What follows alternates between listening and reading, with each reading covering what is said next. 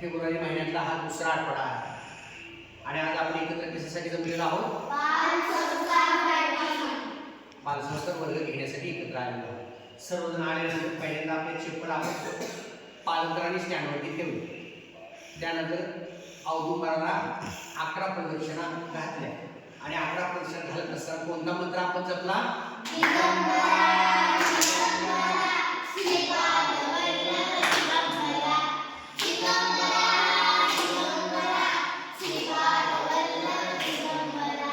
त्यानंतर आपण दरबारात आलो.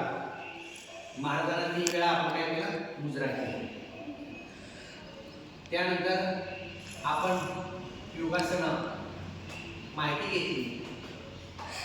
त्यानंतर श्री गणपती स्तोत्र, प्राज्ञानिवेदन स्तोत्र, गायत्री मंत्र, श्री स्वामी समर्थ एक माळ जप घेतला आणि ही नित्यसेवा झाल्यानंतर आपण विशेष सेवा केली.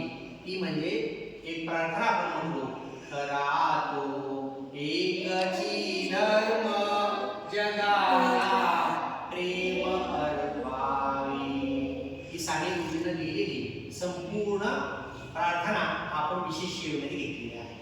त्यानंतर पुढे आलो आपण आरोग्यशास्त्रामध्ये आपण माहिती घेतली की एकंदरीत आपल्या सभोवतालचं वातावरण पाहिलं तर आपल्या प्रकृतीची काळजी प्रकृती धर्मानुसार घेणं खूप गरजेचं आहे.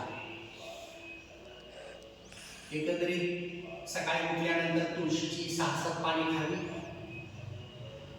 का तर तुळस आपल्याला दिवसा ऑक्सिजन देत असते. तुळशीची पानं खाल्ल्यानंतर सर्दी, खोकला असे विकार तुम्हाला होत नाही. त्याचबरोबर पर्यावरण रक्षणामध्ये पाण्याची टाकी किंवा साठवणीची भांडी आठवड्यातून एकदा तरी कोरडी करावी याविषयी आपण माहिती घेतली आहे. बरोबर? कारण ओलसरपणा हा आजाराला अस्वच्छतेला निमंत्रण देत असतो. पारंपरिक ज्ञानामध्ये आपण 12 बंदीदारामध्ये नाभिदादांची माहिती घेतली आहे. कारण नाभिदादांना आपल्या भारतीय संस्कृतीमध्ये अनन्यसाधारण असं महत्त्व आहे. संत सेना महाराज आपल्या अभंगामध्ये म्हणत असतात, आम्ही वारीक वारीक करू हाज्यामध्ये वारी.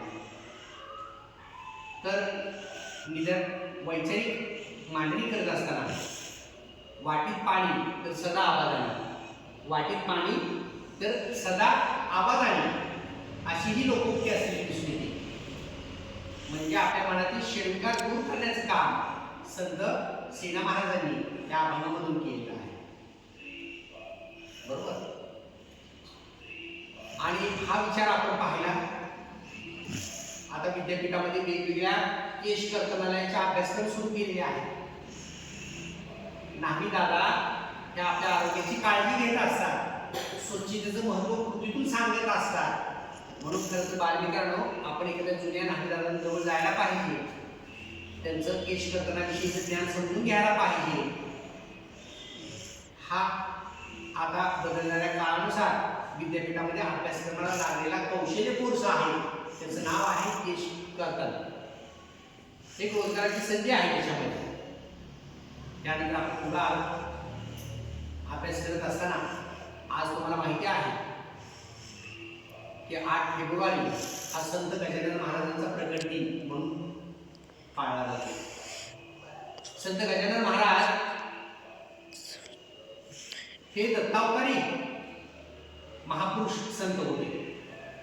अक्कलकोटचे स्वामी समर्थ महाराज, शिर्डीचे साईबाबा आणि महाराष्ट्रातील बुलढाणा जिल्ह्यामध्ये असणाऱ्या शेगाव या गावचे संत दत्तावतारी संत म्हणजे कोण? संत गजानन महाराज. बरोबर? संत गजानन महाराजांनी जातभेद विरहित, धर्मविरहित, लिंगविरहित मानव सेवा, मानव धर्म पाळायला सांगितलं. कृतीतून संदेश दिला. दासगुरु महाराजांनी श्री गजानन विजय हा ग्रंथ लिहिला आणि श्री गजानन महाराजांचं जीवन चरित्र सांगितलं. खरं तर संत समाज सुधारक महापुरुष गजानन महाराजांनी आपल्या सर्वांना एक मंत्र दिला. कोणता आहे मंत्र? गण गण गणात होते. या माध्यमातून लोकसेवा लोकोद्धार ब्रिटिश कालखंडामध्ये इंग्रज कालखंडामध्ये केलेला आपल्याला दिसून येतो आहे. त्यानंतर आपण पुढे आलो ते म्हणजे छत्रपती शिवाजी महाराज. येत्या आठवड्यामध्ये 19 फेब्रुवारीला छत्रपती शिवाजी महाराजांची काय आहे? जयंती आहे, जन्मोत्सव आहे. बरोबर. 19 फेब्रुवारी 1630 रोजी शिवनेरी किल्ल्यावर छत्रपती शिवाजी महाराजांचा जन्म झाला. शिवाजीच्या आईचं नाव काय? जिजाऊ. वडिलांचं नाव काय? वडिलांचं नाव काय?